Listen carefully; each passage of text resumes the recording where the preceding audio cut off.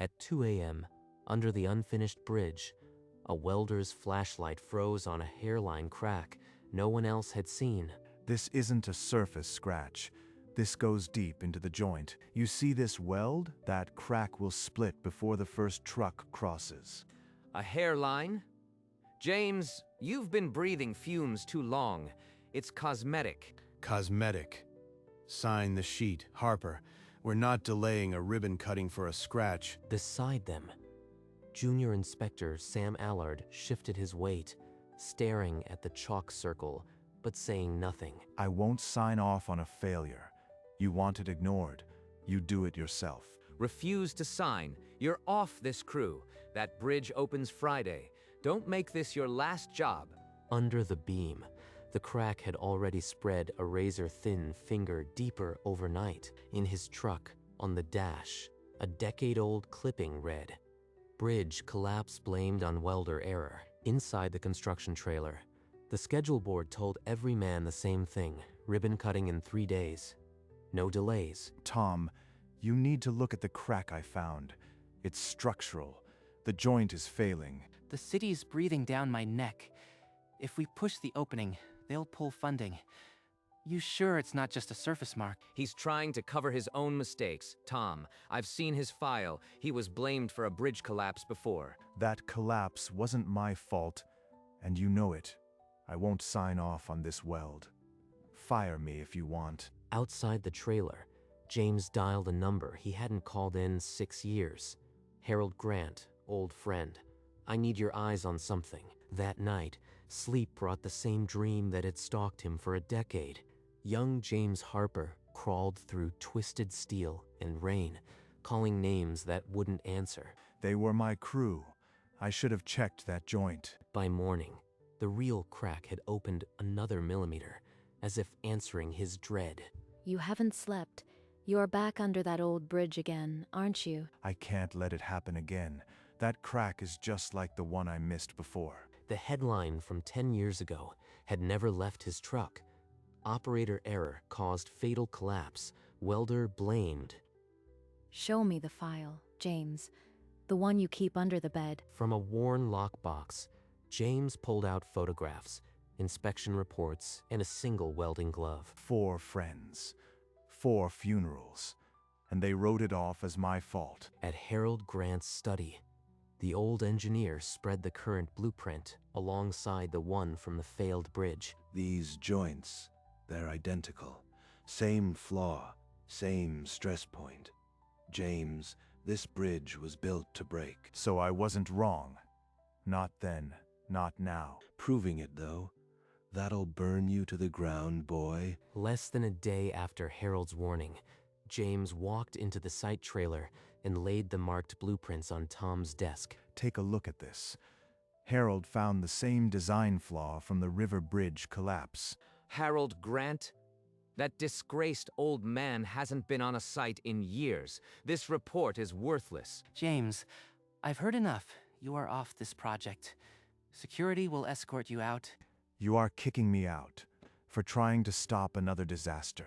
Tom turned away without a word. Marcus's smile was the last thing James saw before the door shut. Beneath the bridge, the hairline crack had split into a visible fracture, stress lines branching outward. At dawn, James stood at the locked site gate, the bridge looming above him in the mist, forbidden. Linda Ross, my name is James Harper. I have evidence this bridge is unsafe. I won't let it happen again. Not this time. The next afternoon, the neon sign of the Route 9 diner buzzed in the rain as Linda Ross walked inside. You've got one shot to convince me, Harper. Make it count. I have a structural analysis from Harold Grant. It's the same design flaw that killed 4 men. Linda scrolled through the report on her phone, her expression hardening with each page. On the bridge site, a text from Marcus Chen landed on every worker's phone. Harper caused the last collapse. Ignore him. That's not the whole story. I saw the file. That night, Sam Allard climbed back to the chalk circle crack, flashlight in one hand, phone in the other. It's worse. The crack is widening by the hour. 3 photos arrived on James's phone, each showing a crack now deep enough to catch a shadow. You think you are a hero? Marcus will bury you. Linda's call came at 7 a.m. Legal killed the story. The city threatened to sue. Sorry, James. They said your past makes you a liability. I can't print. So they're burying me with the same lie. When he reached his truck, every tire had been slashed, and a note was tucked under the wiper. The note read, "Back off, or next time it's your house." By noon, the city confirmed the ribbon cutting for the following morning, 18 hours away. At midnight, James met Sam under the bridge. The junior inspector handed over a clipboard. The official log faked the readings. The real numbers are here. James scanned the data. The crack was accelerating beyond any safe margin. Failure could come in hours. I'll be at that ribbon cutting. They'll have to listen. At 2 a.m., Harold Grant set a camera on a tripod and faced the lens. This bridge joint is a copy of the one that failed 10 years ago. It will fracture under full load. When the red light went off, Harold handed James a thick file from a locked drawer. The original case file. They knew the design flaw existed. They buried it. Whatever happens tomorrow, you are not alone. I believe you. He copied the video, the old file, and Sam's logs onto a USB drive and zipped it into his jacket. Don't let them take you again, James. I need you back. At dawn, James sat in his truck, the bridge ahead, and started the engine. This time, I am not walking away, no matter what. Behind him, Emily stood at the door, a coffee cup still in her hand, watching him go. By 8 a.m., the bridge approach was choked with politicians, cameras, and a red ribbon stretching across the lane. Security. This man is trespassing. Escort him off the site now. 2 guards grabbed James by the arms and dragged him backwards. His boots scraped the asphalt. City engineer. There's a structural crack at joint 47. It's about to fail. Send someone now. Miles away, Linda Ross hit stream and Harold's video filled screens across the city. This joint was designed to break. Beneath the bridge, a low metallic groan shuddered through the beam. A puff of rust dust fell from the chalk circle. From a side street, James watched the stream on his phone. The crack live, real-time, growing. It's happening, just like before. On the bridge, the speaker at the podium paused as a deep vibration rattled the microphone stand. The crack had gone from visible to audible, and everyone heard it. Tom Harlow's radio crackled. The city engineer, panicked, stopped the ceremony. The live stream shows a crack. Ignore him. We're 5 minutes from opening. There's no threat. But Tom's screen showed the same video. He grabbed the mic and shouted, "Lock it down. No cars cross." Police sirens howled from the access road as red and blue lights washed over the ceremony crowd. From the barricade, James ducked under a police tape and sprinted toward the bridge. A sharp crack echoed. A chunk of steel sheared off and smashed onto the empty lane. The first sedan had been stopped 20 yards before the impact zone. The driver stared. James reached the barrier, chest heaving. Officers stared at the dented steel on the road. Tom's voice finally cracked over every radio. "Bridge is compromised. No one crosses. Repeat, no one." The chunk of steel lay smoking on the asphalt, right where a family of 4 would have been. Under the bridge, a dozen flashlights converged on the chalk circle as officials stared in silence. That crack. I marked it 2 weeks ago. You called it cosmetic. I took the photos. I called the city engineer. Marcus ordered us to cover it up. Marcus Chen stood at the back, his face unreadable, saying nothing at all. Emily Harper pushed past the barricade and ran to her husband without a word. I am here, James. You did it. James Harper, 10 years ago, you were blamed for a collapse. Tell me about that night. From his jacket, James pulled the thick old case file and pressed it into Linda's hands. The same design flaw. They blamed me to bury it. In that moment, every camera turned not on the crack, but on the man who had warned them all. The file from 10 years ago. Final determination. Operator error. Welder James Harper responsible. On screens across the bridge, Harold Grant's face appeared, pointing at the identical joint design. 4 men died because this flaw was buried. I've carried their faces every day. A reporter held up Harold's analysis next to the old blueprint. Identical flaw, circled in red. Linda Ross held the microphone closer. Harper, you were the only survivor of that collapse. Is that right? I was the youngest on the crew. They blamed me to protect a defective design. Behind the crowd, Marcus Chen dropped his hard hat. It rolled under a police car. The city engineer stepped forward and declared the old case would be reopened. Emily held James's arm. Sam Allard stood with them, no longer hiding. The chalk circle on the beam glowed in the flashlights, a mark no one would ever laugh at again. The lead engineer spoke to reporters. That hairline crack was within minutes of total failure. The welder who marked it saved every life that would have crossed. Marcus Chen and Joey Rinaldi were suspended on the spot, their hard hats confiscated as they were walked out. On every screen, the news banner declared, "Welder's warning saves 200 lives. Bridge closed just in time." City engineer announced that Sam Allard would receive a commendation for his bravery in making the anonymous emergency call. As the last police car pulled away, James and Emily walked the silent bridge alone. James reached into his jacket and took out the old crew photograph. He knelt and laid it on the cold steel, right where the crack had nearly broken through. You did it, James. They'd be proud. It cost me everything to be right, but tonight I can breathe. The photograph of 4 young welders rested against the beam, their faces turned to the water below. 3 days after the near disaster, Tom Harlow called James Harper into the silent construction trailer. The bridge outside was still barricaded. Legal is offering a settlement. Sign this NDA. Drop your testimony about the old case, and you'll be reinstated as crew chief immediately. You want me to bury the truth so you can keep your contract. I can't do that, Tom. You think they'll clear you, testify, and every news outlet will replay that operator error headline. This is your moment, James. If you don't speak, the public won't ever know how many bridges share that same flaw. I've been silent for 10 years. Not anymore. That evening, at his kitchen table, James Harper signed the formal witness statement for the reopened investigation. I'll testify.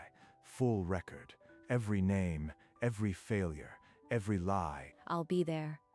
They won't break you again. For Danny, Mike, Tony, and Frank, I am bringing you home. 1 week later, in the city council chamber, James Harper raised his right hand and swore to tell the truth. The opposing lawyers stood ready with a thin smile. The lawyer's first question cut through the room before James could lower his hand. I didn't design the joint. I welded it as ordered. The flaw was in the blueprint. Harold Grant's video filled the screen above the panel, each frame showing the identical joint design, his voice slow and damning. Marcus Chen ordered me to falsify the inspection logs. I have the original readings. The lead investigator turned to the original engineer's report with a highlighter. These stress calculations were doctored, he announced. In the front row, a gray-haired woman pressed a tissue to her lips. Beside her, 2 young men wearing their father's work jackets. Mrs. Ramos, Tony saved me. He pushed me clear. I am sorry I couldn't bring him home. The panel chair tapped his gavel. Given the evidence presented, this hearing stands adjourned for deliberation. The record will reflect the testimony. James stepped down from the stand. Emily took his hand, while Sam nodded once from across the room. The verdict would come, but not today. That night, at home, a text message lit up James's phone, an attached photo of Emily taken from the street with a red X drawn over her face. The message below read, "Drop the testimony or she pays." James's hand shook as he stared at the screen. Emily, come look at this. I am not leaving, James. I won't give them that power. Across town, Sam Allard pulled up to his apartment to find his car window smashed, a brick on the seat, and a note in the same handwriting. James, they came after me too. James called the police, then pulled Emily into his arms. The scent of her coffee still clung to her sleeve. You are not leaving my side. We'll stay at Harold's until the verdict. As they drove into the dark, James kept one hand on the wheel and the other tight around Emily's.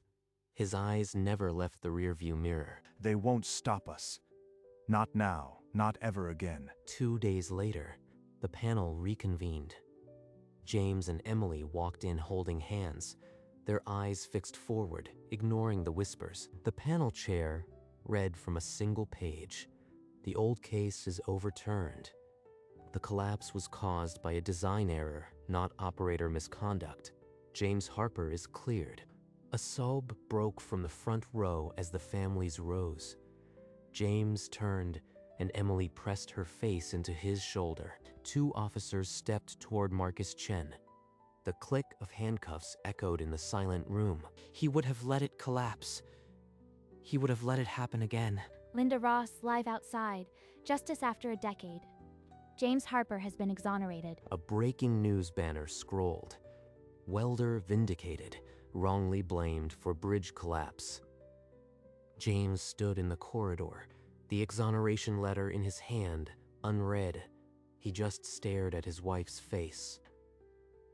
Outside the window, the bridge stood silent under a clear sky, the repaired beam already gleaming where the crack had once been.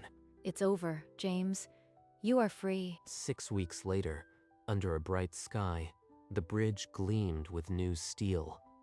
A crowd gathered where the red ribbon had once been cut. The mayor's voice echoed over the speakers. Today, we honor the man who refused to be silent, James Harper. I'll finish what I started. James lowered his helmet, struck an arc, and the final weld bloomed bright blue against the beam. When he lifted the visor, he pointed at the fresh weld, smooth and true, and smiled. That's the joint they laughed at. Now, it holds the whole bridge. A small brass plaque was unveiled near the bridge approach. 4 names, 4 dates, and the words never forgotten. He never stopped carrying them. Now the world knows. The welder they ridiculed 2 weeks ago just saved 200 lives. And today he welded the bridge back together. James stood with Emily, watching the first cars cross safely. The chalk circle was long gone, but its mark remained. 3 months later, the original case file was fed into a shredder. The corrected record replaced it in the archives. In a university lecture hall, James Harper and Harold Grant stood before 100 engineering students, a blueprint projected behind them. This weld joint carries the weight of trust. A crack you ignore today will break a family tomorrow. The same diagram from the tragedy now served as a lesson. Every student received Harold's analysis on a USB drive. Later that week, Joey Rinaldi found James in the parking lot near the bridge, his hard hat under his arm. I was wrong about you, Harper. I should have climbed up and looked myself. Next time, just look. That's all I ever asked. The city paper ran a front page. Junior Inspector Sam Allard awarded Medal for Integrity. A month later, Linda Ross published her book, The Crack That Couldn't Stay Quiet. Every car that crossed the bridge passed over a weld that was once a crack and a chalk mark that became a monument. 1 year to the day, the bridge anniversary drew a quiet crowd, not for celebration, but for remembrance. A procession of Harleys, each bearing a name on the fuel tank, crossed the span in slow tribute. They're riding for Danny, Mike, Tony, and Frank. I can hear them cheering, not crying. As the last bike disappeared, James stood silent at the railing, and his hands no longer shook. A small glass case had been installed at the overlook, preserving the original chalk circle. The plaque beneath read simply, "Never ignore the smallest crack." James placed his palm against the glass, then turned to Emily. A tired, honest smile. Traffic rolled safely across the bridge, and the river below ran on, indifferent to the weight it bore. But the chalk circle, under glass, remained, a warning no inspector would ever laugh at again. Early morning in the Harper kitchen. James stood before the shelf, his old hard hat in his hands. The name inside was faded, but still legible. He ran a thumb over the sweatband. Beside the shelf, the crew photograph from the lockbox now hung in a simple frame. He set the hard hat on the shelf next to it. No ceremony, just a man putting a tool to rest. Coffee's ready. She handed him a mug, and they sat at the table without a word. Through the window, the morning sun touched the distant bridge, a clean line against the sky. They would be proud. And so am I. He took a sip. The coffee was hot. The house was quiet. On the shelf, the hard hat sat still. No ghosts, just 4 names and a chalk circle. And if you walk that bridge today, you'll find a glass case at the overlook. Inside, a piece of steel from the original beam, the very metal that almost broke under the weight it was meant to hold. A chalk circle, drawn by James Harper on that cold midnight, is preserved for all to see. The plaque beneath reads, "Never ignore the smallest crack. He stood when they laughed. He was right when it mattered. 200 lives crossed safely because one welder refused to be silent. That chalk circle saved a bridge, reopened a case, and brought peace to a man who carried guilt for a decade. So the next time you see a small crack, don't ignore it, because one man's chalk mark can become a monument to truth and to the ones we lost. And a man who never gave up can finally rest." In a welding school across town, a young woman lifted her visor and stared at the wall. The photograph showed James Harper, pointing at a circled weld under a bridge. She picked up a piece of chalk from the bench, and on a practice weld, she drew the same circle. She glanced at the photo and smiled. Around her, sparks flew as a new generation learned to weld and to look. The bridge school had made James's story part of its curriculum. Every student learned to check the smallest crack, and sometimes, on a quiet night, you could still hear the hum of traffic on the bridge James Harper saved. The chalk circle remained on the bridge, in that school, and in every welder who chose to speak.